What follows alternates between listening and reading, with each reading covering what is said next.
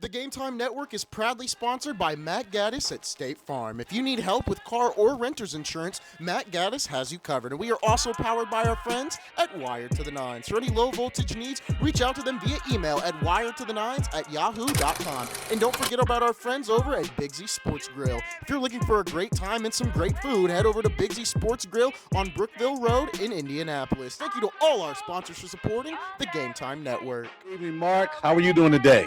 Doing great. Good to be with you again. Great. Hey, I am your guy, Dcot. I'm on with the Game Time Network, and I'm here with my good friend, Mark Montieth. You've got so many credentials. I can't speak to all of them, but my leverage is this. He is the thesaurus of Indiana sports, and I'm glad that you're on with me again. Appreciate that a lot. No, hey, I appreciate you having me. It's always good to talk with you. Definitely. So I know we had talked about early on, we were going to kind of chronicle 1967 to present for the Pacers. But we got the news today about the great Lou Holtz passing away. And I wanted to make sure I gave a respect to an Indiana coaching legend, a Notre Dame legend, and all around good person based off of everything I've seen and heard. Yeah, so, I didn't have a lot of personal interaction with Lou Holtz, but I was around him some. This guy had a great sense of humor, for one thing. He was great with the media. And he's one of those coaches who just won everywhere he went. He won at Minnesota before he coached at Notre Dame. He won everywhere, I should say, at the collegiate level. He did have that one season with the New York Jets, and he actually quit that job with one game left in the season and said later that he was embarrassed by it, and not because of the record, but because of the fact he didn't think he put everything he had into it. So he wasn't cut out to be a pro coach, and a lot of coaches are not, but he was an outstanding college coach. And it's just amazing that a guy, and he made fun of himself all the time, who weighed about 150 pounds, puny little guy, not intimidating in any way, but he had control of his teams. I mean, he was demanding. And the players, I've read things where players feared him. He knew he was a disciplined coach, and his players toed the line. There's a famous video clip of the one game at Notre Dame where he grabbed one of his players by the face mask and just dragged him off the field, which I think he regretted later. So one of the greats of all time, no question. I will add this, Dcot, that he did get in trouble with the NCAA for rules violations just about everywhere he went as well, including Notre Dame, including Minnesota before that. So that probably should be mentioned somewhere along the way. Still, an outstanding coach, charismatic guy, great on the banquet circuit. So one of the major figures of college football. Definitely. And, you spoke a great point there. We've got to talk about the good and the bad, not so good, when we're talking about our individuals. Just like you and I spoke when we spoke last about Coach Knight, Coach Katie, and some others, right? So one of the things I was thinking about when I was preparing for this, think about this. A guy's got 249 wins, 132 losses, one national title, right? At the end of his career, if you remember, he finished off at South Carolina. A well-known middle team in the SEC, and he didn't do so bad, And I think that speaks to his coaching prowess. I think that it also speaks to his willingness to put himself in a situation that's not ready-made. That's what regimented to me. Yeah, it's one thing to win at Notre Dame, where even the mediocre coaches like Jerry Faust win. Correct. It's another thing to win at some of these other schools. And that really, more than a national championship, his performance at some of those other schools, and I would put Minnesota into that category because he took Minnesota to a bowl game. That probably speaks more to his coaching ability than anything. Yeah, and he only spent 2 years at Minnesota, but they were 2 powerful years because they propelled him to come on to South Bend and do what he did. Yeah. I want to hit a little bit on that season, the national title season a little bit. I want to talk about the Miami Hurricanes and obviously, the convicts versus Catholics, right? What do you remember about that season? and with regard to the game itself, and then I guess the conversation and the uptick leading up to that game. Yeah. Now, I just told you before we started that I didn't cover many of his games, but I did cover the Catholics versus convict game. And by the way, ESPN did a great 30 for 30 documentary on that game. And the buildup was incredible. Miami was being portrayed. And so, as a Notre Dame student came up with that T-shirt and the Catholic versus convict thing and made a lot of money off of it, but got in trouble as well. Yeah. But it was a great game. Notre Dame was fortunate to win it. It's not really fair to label the Miami team as convicts, but that was an impressive Notre Dame team. And that's one of the all-time great college football games, not just for the game itself, but for the hype that went around it. And it lived up to the hype. I mean, it really did. And that was not an easy thing. So I remember that game well. It came down. There's a controversy about it. Miami has an argument that it should have won, but a great game at Notre Dame, and probably I would guess that's probably, other than the national championship game, the biggest game of Lou Holtz's career. Right. And it's ironic you say that, because that game, the buildup was, you're an underdog. This is the best Notre Dame team they've had in quite a while, coming off the heels of Jerry Faust, just as you spoke about, right? And if I remember right, I think I was in West Germany at the time bragging about Notre Dame winning the national title, because, if you're overseas, you got guys from everywhere, and they're thinking, wait a minute, I'm from Indiana. That's my team, even if it's not your team. Yeah. Excuse me. A lot of people kind of don't consider Notre Dame part of Indiana. It's obviously in South Bend, but I think people think of it as a national school that could be playing out of anywhere, and it doesn't have the strong identity in Indiana like Indiana does, or even Purdue and other schools as well. But it's in Indiana, and that's one of the great all-time Indiana football teams and football accomplishments. Definitely. I wanted to get your take, Mark, as I wrap up with Notre Dame and Lou Holtz. I want to get your take on the current state of Notre Dame football, what they've done over the last few years. And then I know that, you don't follow them, but yes, they're in Indiana, and we can't help but to see and hear about Notre Dame. Give me your current thoughts about the Notre Dame program football-wise, that great young coach that they've got, and potentially down the road, what do you see for the Notre Dame Fighting Irish? Well, they do have a good coach, and they've done very well. It's probably going to be hard for them to compete with some of the other so-called major programs, which now includes IU, getting the NIL money. Say that again. You got to buy athletes now. Notre Dame used to have the obstacle of the academic standards, which were legit, and that, I assume, is still a bit of an obstacle. They don't have the alumni base that a school like Indiana does, or Alabama, or any of the major powers you want to list.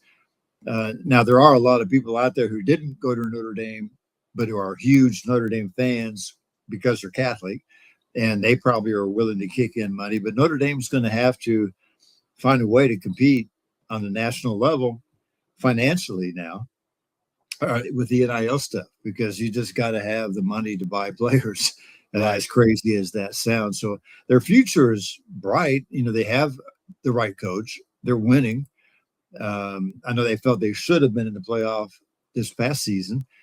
So there's no need to make a change there, but it's going to be awfully difficult, to crack into that top 3-4 teams there where they can play for a championship.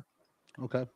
And that's a good point. One of the things we talk about with Notre Dame, that they do have the financial resources, right? Because they're their own entity. They don't belong to a conference, and all the money that they make is theirs only, right?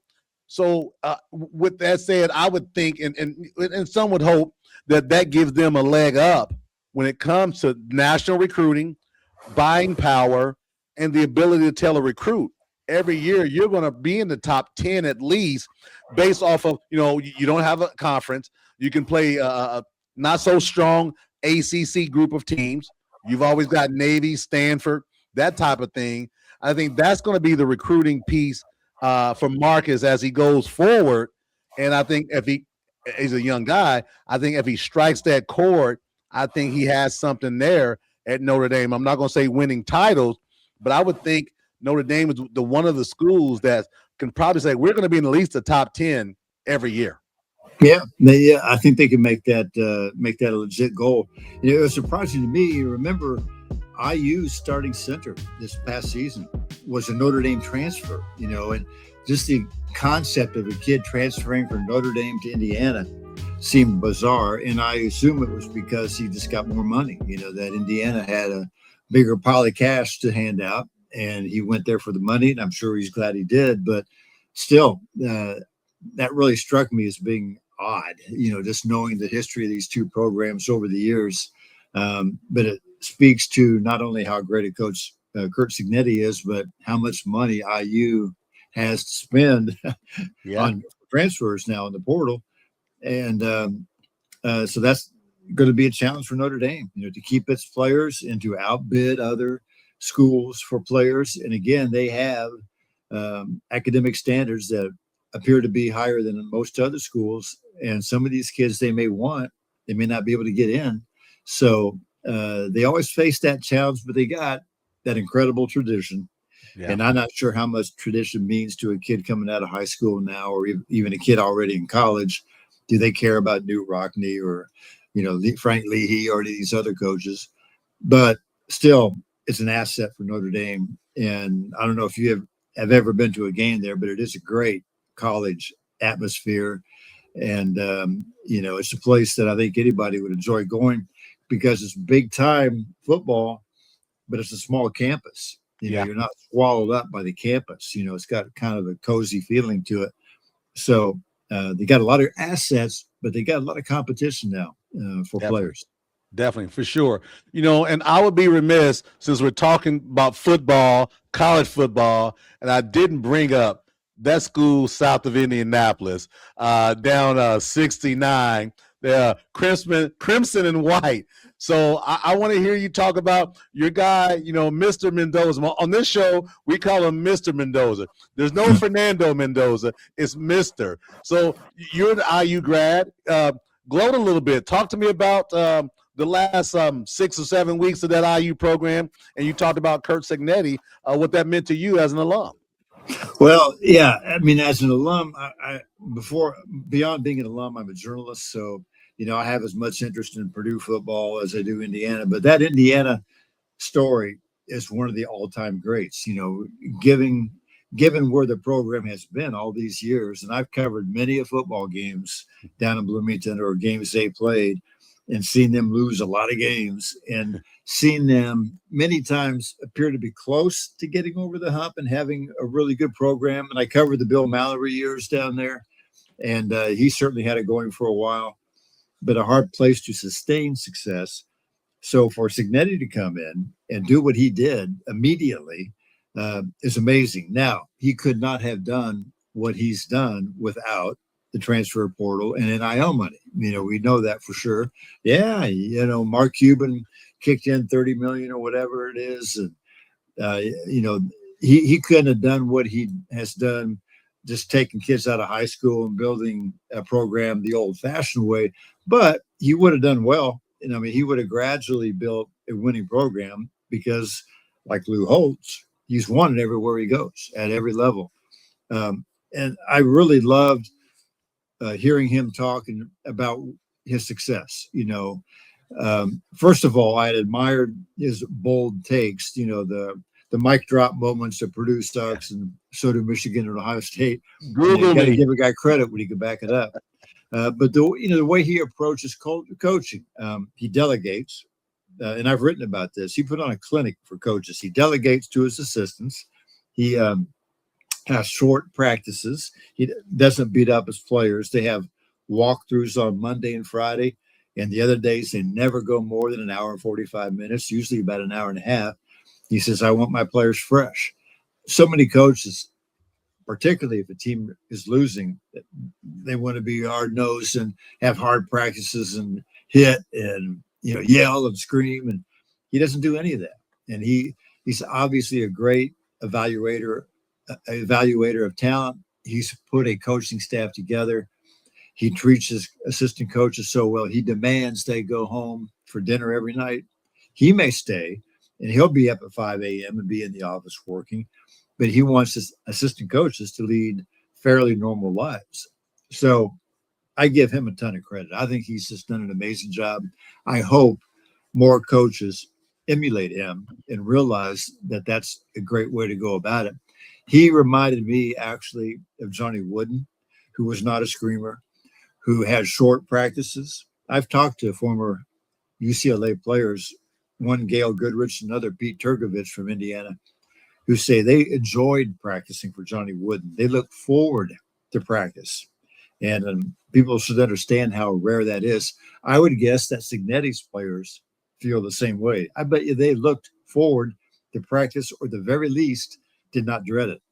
And I can tell you that some of Bob Knight's players, some of Gene Katie's players, there were days when they were dreading practice because they knew they were going to get yelled at and run to death and, punished and all this kind of thing because things had not been going well.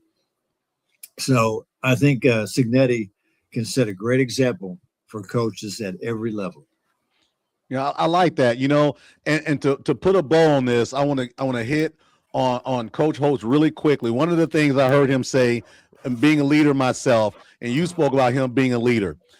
This was probably 20 years ago when he and Mark May were on ESPN doing their thing. And I heard, and they were talking about, I forget the team that was struggling. They were struggling badly. And the quarterback was struggling or something along those lines. And he said something that was so prophetic. I use it today in my working life. And he said, it's not always someone's fault when things don't go right. Yeah. I'm telling you, that brought tears in my eyes. I don't know how long it was. It was a while ago. But to this day, I use it because it matters. Oftentimes when someone makes a mistake, it's not because that's their mistake. Maybe they're pivoting off of what someone else did. Mm-hmm. And that was just really prophetic for me, and I really like that. I want to kind of end that with Lou Holtz because, again, wasn't a yeller, wasn't a screamer, but, man, he could sure get your attention. Yeah, and you can have control of your team. You don't have to yell and cuss out players to have control of the team. And, in fact, that long-term will backfire on you as a coach, particularly in college where these guys are becoming adults, and they're not going to put up with a lot of it. They're not going to be intimidated. Again, if you're an aspiring coach, you need to emulate the right guys or the right women. Definitely, for sure. So as we pivot, what we talked about these last couple of weeks, I want to get to obviously the world's greatest NBA franchise. Just so happened me being a little bit of a homer, my Indiana Pacers. But before I get to the Pacers, I want to talk about give you an opportunity to talk about Soul Power, the Prime Original.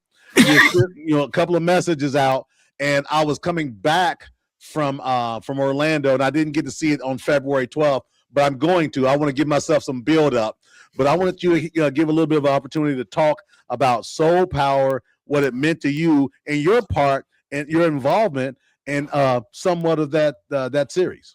Yeah. Soul Power is a 4-episode documentary on the ABA.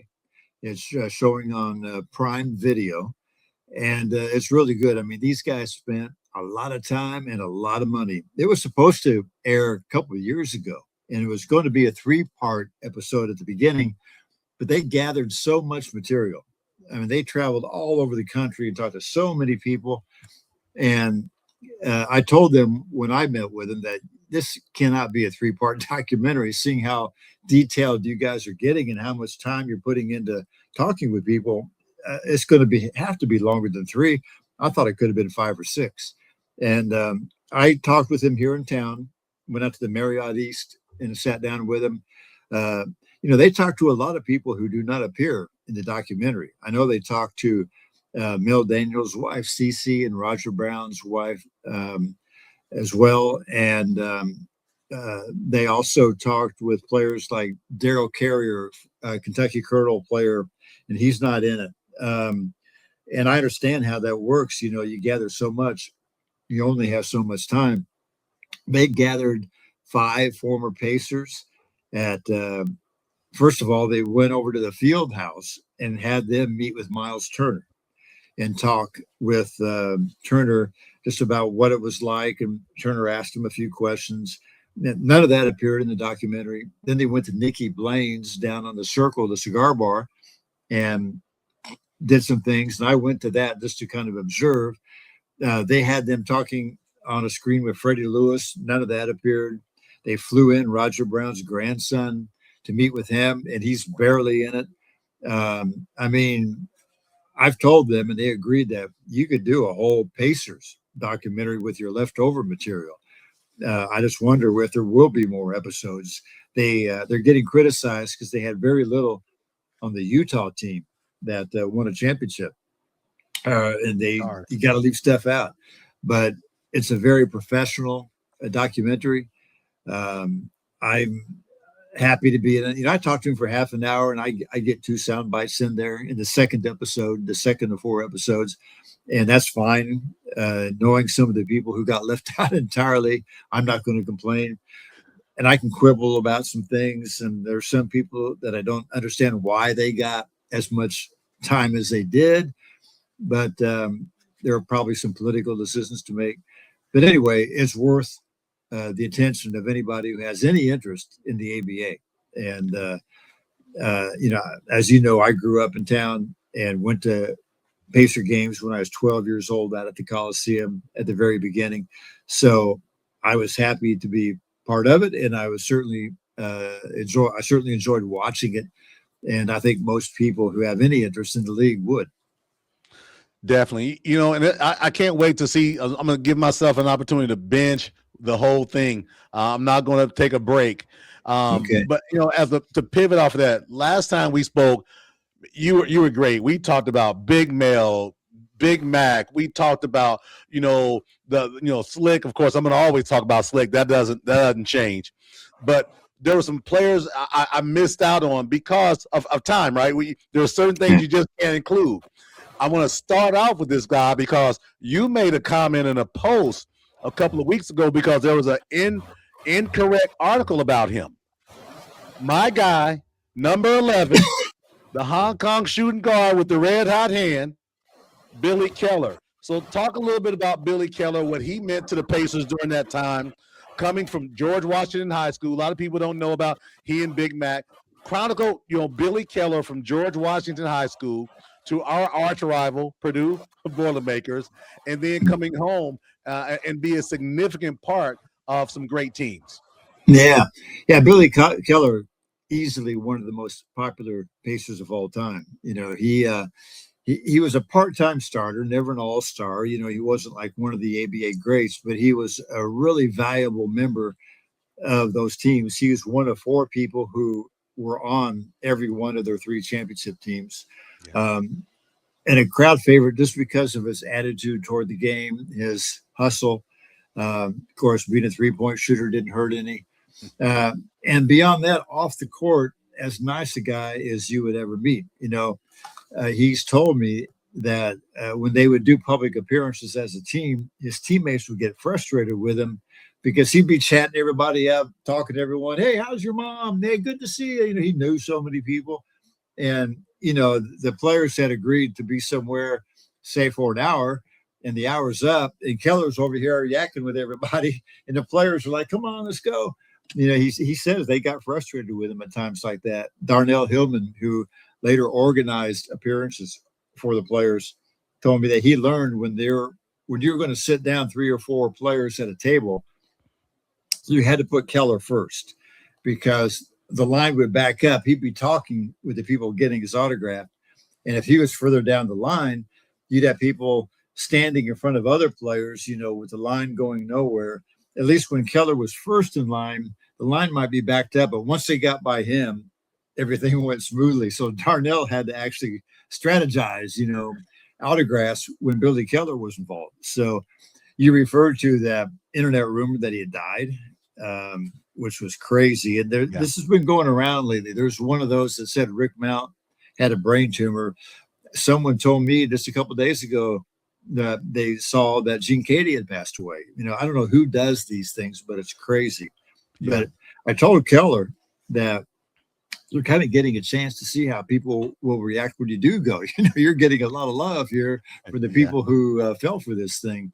But Billy, I mean, I could tell you stories that tell you the kind of guy he was. One thing is, most great athletes in high school will not participate in a sport if they're not good in it.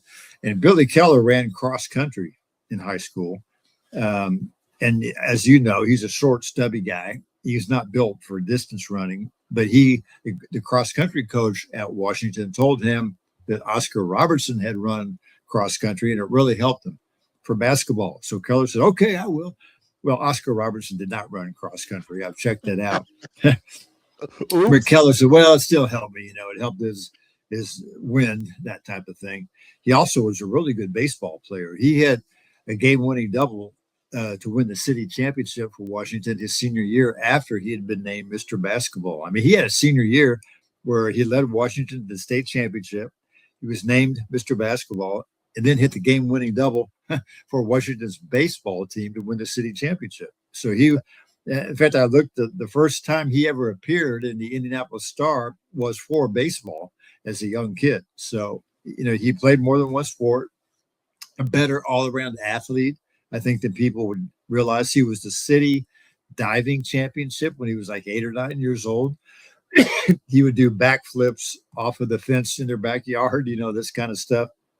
So a really talented guy, a guy willing to sacrifice. At Purdue, he obviously sacrificed for Rick Mount. They had one of the all-time great shooters. Keller was a great shooter, but they needed Billy to be the point guard and run the offense and get the ball to the other people. And he did that with very few complaints. One of the great stories, I know you don't want to spend the whole show talking about Billy Keller. No, listen, I got one all of the great stories. He was on the Purdue team that went to the championship game of the NCAA tournament in 1969. 1 or 2 weeks later, he and a couple friends went over to Miami of Ohio to see one of their other high school friends. And they, on a Saturday morning, went over to their intramural center. And we're going to shoot baskets, just mess around, play, shoot baskets. And there are 3 guys at the other end said, hey, you guys want to play 3-on-3? And I said, oh, okay. So they played. Obviously, Billy Keller played well in a little 3-on-3 pickup game. And one of the guys on the other team, one of the students at Miami of Ohio, said, you're pretty good. You got to think about trying to play college ball somewhere. They had no idea this kid just a couple of weeks earlier had played for the national championship. But because Billy Keller was 5'10", and didn't have a big ego and come on, like he was a big shot, they thought he was just some guy off the street. And that's just a classic story. And there are others about him like that. He just a low ego, naturally friendly guy, so easy to talk with. And he was so popular, they made up a song about him, the Ballad of Billy Keller. Yeah. I mean, again, he's just one of the all-time great personalities in the history of Indiana basketball. Definitely, and to finish up with Billy, one of the things when I was in school, the Billy Keller camps, right? Yeah. Oh, yeah. He ran basketball camps for more than 30 years. Talk about giving back, right? That's the epitome of a person who gave back to the city that gave him so much. And that's why I hold him in such high regard. Yeah.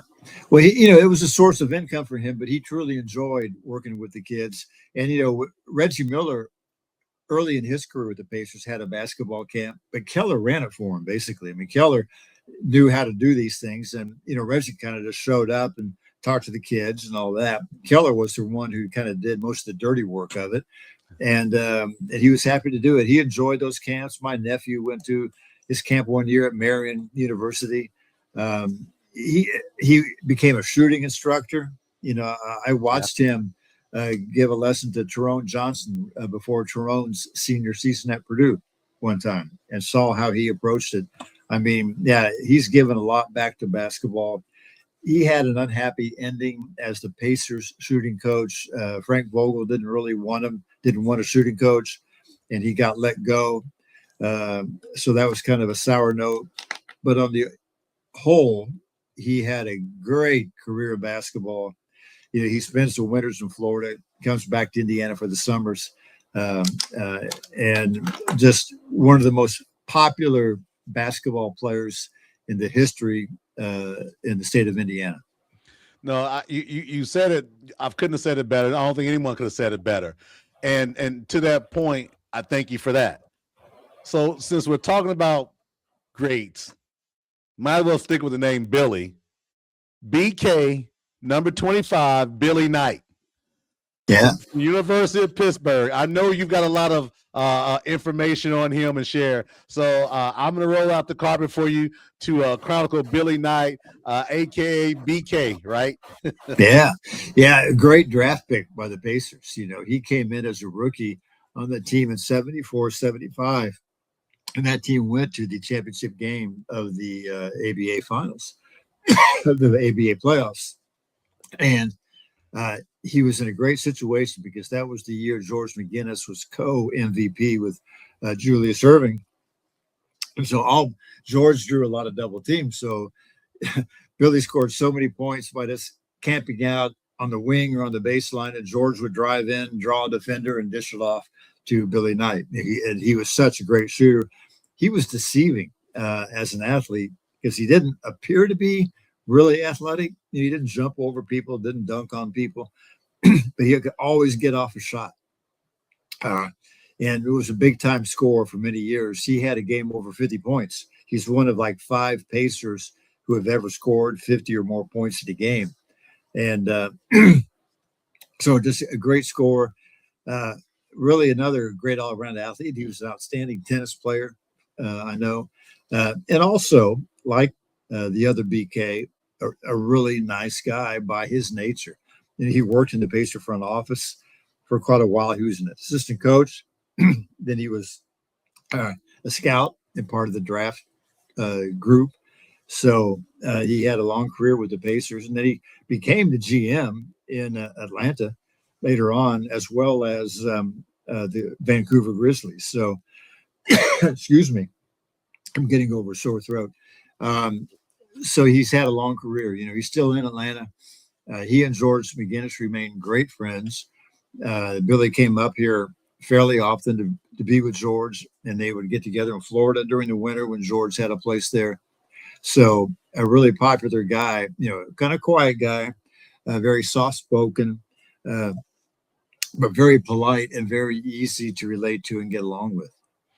I like that. He was the star player, as you said, after he got drafted.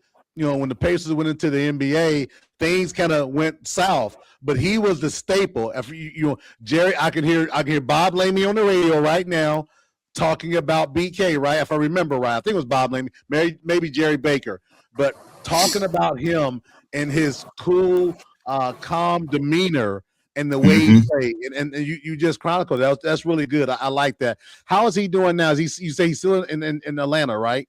Yeah, he's doing fine. I can't remember last time I saw him. It might have been at George's funeral, but the best of my knowledge, he's doing fine, and I think he does still get down to Florida. There's a lot of people with Indiana basketball connections in Florida, kind of in the same area around Fort Myers.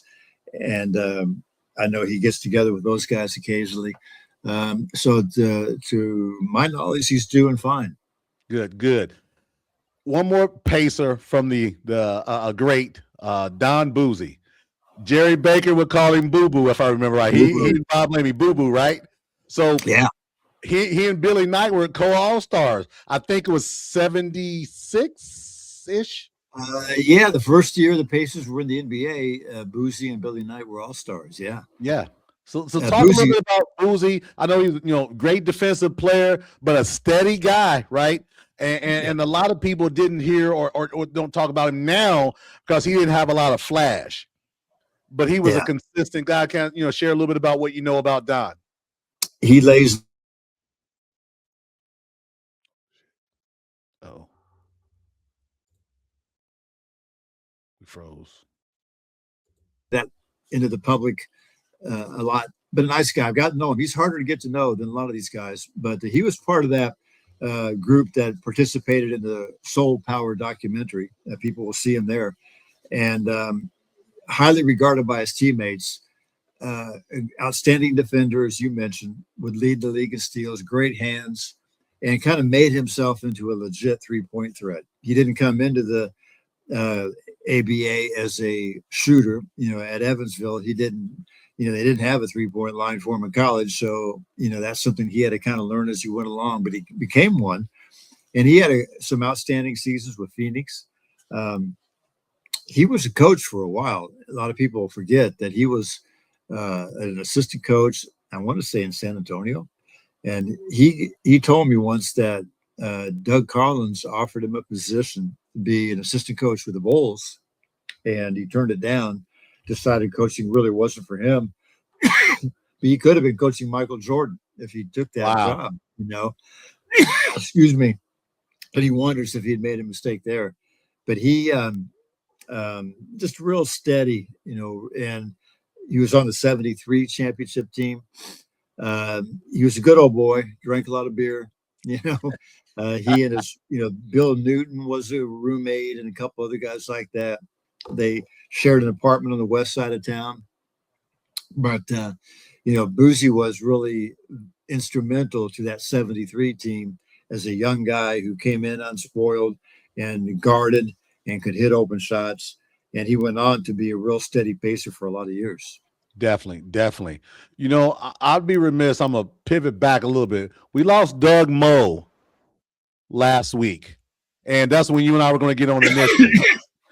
and Doug Moe, and a lot of people, they credit the NBA, the high scoring to guys now current. This is Doug Moe, the Denver Rockets, everybody. Not the Nuggets, but the Rockets. And talk a little bit about Doug Moe, what he meant to the ABA at the time. His style, his play was something that was like, wow, this is even more high powered than our standard ABA. Oh, yeah. Talk a little bit about Doug Moe and give me a story or two about Doug Moe. Yeah. He was banned from the NBA. Like Roger Brown and Connie Hawkins and a few other guys was really unfairly banned from playing in the NBA. So he's playing in Italy when the ABA is formed, and was a big name, a collegiate All-American. So they offered him a contract to play for the New Orleans Buccaneers in the ABA. And he said, I'll only do this if you'll also sign Larry Brown. So he's really responsible for getting Larry Brown into the ABA. Larry Brown got out of college in 1964, and the ABA is formed in 67. So Brown's, he's like ancient history practically at that time. But Doug Moe got Larry a contract with New Orleans. They played well, then got traded out to Oakland and won a championship out there over the Pacers in 1969. And Doug was a great scorer and 6'5" guy who, again, wasn't dunking on people or whatever, but he was just a great, solid, fundamental player.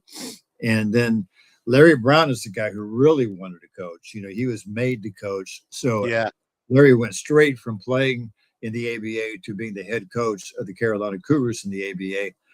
And he dragged Doug Moe into it.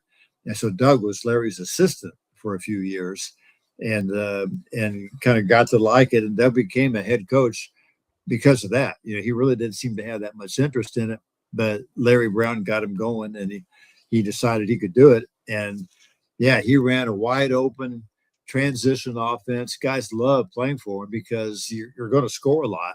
And he didn't ignore defense, but he didn't emphasize it like a lot of coaches do.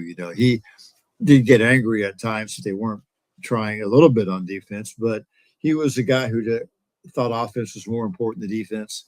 And so a guy like Alex English, a former Pacer, by the way, led the NBA in scoring over the decade of the 80s because he's playing for Doug Moe. Got up a lot of shots. Dan Issel, and everybody liked him. He was a down-to-earth guy. He got along with, not just his own players, but the media and fans and everybody else. Everybody I've ever talked to loved Doug Moe. Donnie Walsh, the Pacer GM, always talked highly of Doug Moe and loved being around him. A guy with a great sense of humor who didn't take life too seriously. Yeah. And it was one of the major figures of the NBA, really the ABA and the NBA. And the ABA as a coach, he played in the first ABA All-Star game here in Indianapolis. And then he, later coached, and he was a great coach in the NBA. So he transcended the leagues and became a major figure for, 25 years or more, I guess. Really close to 3 decades as a major figure in pro basketball. That's amazing, because it's hard to think about that in today's climate with how many options players and coaches have now, lead broadcasting, doing some other things, because the money you make, you don't need to do it for 30 years, right? But you brought up a name that I didn't mention in our last conversation, but this man is my second favorite best coach of all time. And you just said his name, Larry Brown. Yeah. The reason why I'm a big fan of Larry Brown is because I've seen him do it at different levels. And I'm sure you've got some experience to speak to about that. But what is Larry Brown? And I'm not going to do the cliche Mount Rushmore crap. Where does he fit in Mark's mind? Because you've seen them all. Where does he fall into play? And as a X's and O guy, a guy that can, as they say, take yours and beat his, and his and beat yours. Where does he fit? Well, very high. He's an interesting guy because has great success, right? He stands on his record. He won a national championship coaching Kansas. He won an NBA championship in Detroit. He led the Pacers to the conference finals, which was a shock at the time in the early 90s. Obviously a great coach. He drove people crazy. He's neurotic. The most accurate description of Larry Brown is that as a coach, you were happy to see him come and you were happy to see him go, because by the time he was done, he'd worn everybody out. Yeah. And he was always kind of complaining and always unhappy about this. And he's got a real psychology to him. His dad died when he was very young and had kind of an unusual upbringing out of New York. And I'm sure that had a big impact on him. In his own way, a very charismatic guy. I covered the Pacers for the Star from beginning of the 96-97 season, which was his last season as their coach. So I certainly got to know him then and liked him, and he was good to me. And he's got a certain charisma about him. There's times you just want to throw an arm around him and say, "It'll be okay, Larry. Come on." He's a likable guy, but he did drive the players crazy. He would break down things into such detail that he's always stopping practice and tell, "Oh, you should have been there. You should have been there," and that kind of thing after a while really bothered the Pacers. And really one of the reasons Larry Bird had so much success coming into the Pacers was that he was in stark contrast to Larry Brown. Yeah. Larry Brown was all detail, and over time he would get down on the players and point out their faults, and he'd get tired of a situation and want to move on, and it would become a real negative environment. So Larry Bird comes in. Number one, he's Larry Bird. The players all had such great respect for him as a player. He comes in with a new attitude, real positive minded, gave confidence to guys like Jalen Rose, built them into a player. Larry Brown left Jalen Rose on the bench like in 15 games. Just didn't play him Jalen's first year here because he didn't think Jalen defended like he should, and other things about him he didn't like. Larry Bird comes in. "Oh, I love Jalen Rose," and he got him going, and Jalen had a great career with the Pacers because of that. So the contrast of the two really helped Larry Bird. But as Mark Jackson pointed out to me once, it could have worked the other way. It could have been if Larry Bird had been the coach and then Larry Brown came in, they might have been really happy to see Larry Brown, to see a new way of doing things. And Right. Like Larry Bird said, you do get tired of hearing a coach over and over again for 3 or 4 years. So sometimes you need a change. But regardless, Larry Brown knows basketball better than anybody. I mean, he can construct an offense or, break down what needs to be done. And you just cannot take away from him the success he had those first 2 years getting to the conference finals. As you know, the Pacers had never won a playoff round in the NBA until then. And he comes in and suddenly they're in the conference finals. I mean, people went crazy. And so you got to give him credit for that. But I'm sure if we were talking to Reggie Miller today, he'd tell us, how he just got tired of him by that last year, tired of him, and I remember the summer before Larry Brown's last season as Pacer coach, Reggie Miller was in a contract dispute. And I always thought he was going to re-sign, but there seemed to be some doubt of whether as a free agent he would re-sign with the Pacers. And I remember Larry Brown kind of privately saying, if he doesn't want to resign, we'll get somebody else. I mean, he could have a real negative approach to things. He didn't. He went years without talking to his older brother. There's always some soap opera going on in Larry Brown's life, but he was a great coach. And he, by the way, is in that Soul Power ABA documentary quite a bit as well, because he was, the ABA, he's an example of one of the guys the ABA saved. It gave him another opportunity in basketball and turned him into a coach. And he's eternally grateful to the ABA for that opportunity. So again, very likable, outstanding coach. How he and Allen Iverson found peace and success was a great story, because they certainly clashed at the beginning. And I think they both learned a lot from each other. So my overall impression of Larry Brown is certainly positive. I'd love to talk to him again sometime. But, again, he's a guy who drove a lot of people crazy, including Donnie Walsh. Larry Brown was always wanting to trade somebody. He'd get down on a guy, Donnie, we got to get rid of so-and-so. And I know the first year I covered the team, Larry Brown's last, he went to Donnie with the idea of trading Rick Smits to Philadelphia for Derek Coleman. And the next year he's coaching in Philadelphia. And I'm told that then he wanted to trade Derek Coleman for Rick Smits. He wanted to do it the other way around. And that's how he was. He every week he'd go to Donnie, we got to get rid of so-and-so. He always wanted to trade, and Donnie would have to talk him off the ledge. And by the way, Slick was like that early in his coaching career. He'd call the GM, Mike Storn, whoever, and maybe after he'd had a few beers, we got to get rid of so-and-so, and they said, well, let's talk about it in the morning, and then it would all be forgotten. So, the better GMs can know how to ignore that. And just occurred to me, George McGinnis played it. Maybe this sums up Larry Brown better than anything. When George McGinnis got traded from Philly to Denver, he played for Larry Brown in Denver. And Larry Brown they traded Bobby Jones for George, and Larry Brown was all for that trade. On the first day of training camp, George wasn't in shape. He was really kind of down on himself at the time, and they're doing full court stuff. And George really isn't running hard, and he's trying to get to the back of the line, and get out of stuff. And Larry stopped practice and took the team into the locker room. Said, George, you gotta play harder. You're our best player. Guys look up to you. You've got to give us more effort. And George says, why don't you trade me? And so Larry, he did. He went right to the phone and called the GM, Carl Scheer. So we got to trade George. Here it is, the first day of training camp, and he wants to trade George McGinnis. But George wound up being an all-star for Larry Brown.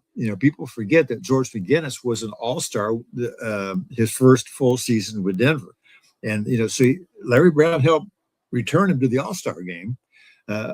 But, George, again, talking to him in his later years, he just nag at you all the time, and he didn't really enjoy playing for Larry Brown. But again, he was an all-star for Larry Brown. So to me, that kind of sums up Larry Brown as well as anything. I love that. And you said about the Jalen Rose. I'm gonna hit that really quick. I remember that year, and I don't know who it was that asked him the question. Hell, maybe it been you. He says, why aren't you playing Jalen Rose? And Larry Brown said, I remember, who is he going to guard? Yeah. You're exactly right. He says, who is he going to guard? Yeah. That, if you may remember, that's when they played the Washington. It was the Bullets at the time, because Howard and Weber were at Washington, Yeah. and Jalen's on the bench sulking. I think that was when someone asked him, he said, "Who is he going to guard?" And there was no other questions after that. You have a good memory, because I remember that game, and I remember Jalen on the court after the game was over, hugging those guys, and he's all depressed because he didn't play. They're telling him to keep his chin up and everything. And Jalen and Larry Brown got off on the wrong foot in the season opener. The Pacers' first game that year was in Detroit. And of course, Jalen's excited going back home. But Jalen was guarding Grant Hill and just giving up layups. I mean, Jalen was not, he had to be reminded often about defense. Coming out of the Fab Five, the defense wasn't emphasized that much. And so when Jalen, was getting killed by Grant Hill in that season opener up in Detroit, and the next day, the Pacers are back home and they're at practice, and Larry takes Jalen aside, and Jalen, you got to guard, you got to defend. And Jalen said something like, "Don't worry, coach, ain't nobody going to be balling on me." and Larry Brown didn't want to hear that. So he was in the doghouse from the very first game and never got out of it. And that was an example where maybe later in his coaching career, Larry Brown could have handled that better. I think what Larry Brown learned from coaching Allen Iverson, he could have applied to Jalen Rose. Maybe this is a kid from a different kind of background. There's a different way to coach this guy. And so, Jalen was highly motivated whenever he played against the Larry Brown team in later years. And you got to give credit to Larry Bird for bringing out of Jalen Rose what they got out of him. Jalen got Most Improved Player Award and got a $90 million contract with the Pacers. Wound up getting traded, but still had a revived NBA career because of what Larry Bird did for him. But he probably learned a few things from Larry Brown as well. Definitely. And I appreciate you sharing this time with me, Mark. When we speak, I'm telling you, I could still go another 3 hours, but you're stuck with me now. We're going to have to do a part 3, 4, 5, and 6. But it's good stuff because, and here's why. There's a lot of young Pacer fans in this city right now who don't know the history of not just with the NBA, ABA and Soul Power, but what the nuances, right? The Billy Kellers of the world, the Mike Bannums of the world, and on and on. So I want to just do this to inform and educate those who weren't around in the earlier days, right? And only see what they see now. That stadium behind us, right? That wasn't our stadium. We were at the fairgrounds, and getting the pops with the cellophane on the top, and they didn't have lids, and you turn them upside down and you smash them at the end of the game to make the sound, right? So, the Pacers have come a long way. The NBA's come a long way, and I just appreciate you sitting down with me in our part 2, talking about this, educating me, and us just sitting back, just having a good old conversation, because it does me so much good. It's strong for our webpage. It's strong for our for the Game Time Network. And you're a big part of that. And I want you to know I appreciate it. My co-hosts love it as well.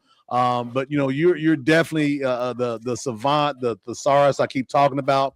But again, just wanted to let you know I really appreciate this time, as always. And yes, you're tied to me. We got about 3 or 4 more series left, so be ready. Okay, well, Dcot, I'm happy to do it. I appreciate you asking, and it's always fun to talk about this stuff. So anytime. Definitely, I appreciate that for sure.